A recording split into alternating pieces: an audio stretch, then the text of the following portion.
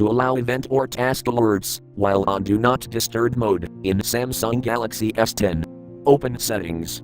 From a home screen, swipe up or down from the center of the display to access the apps screen.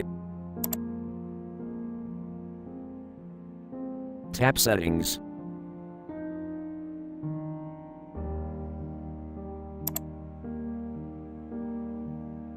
Tap Notifications.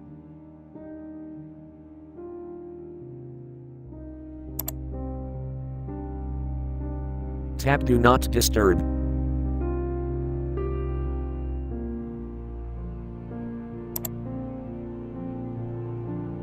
Tap Allow Exceptions.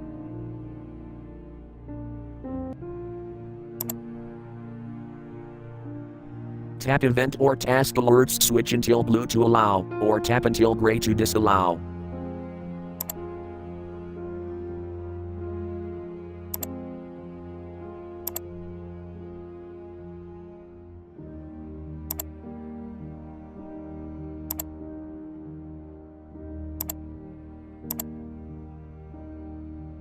Thank you for watching. Have a nice day.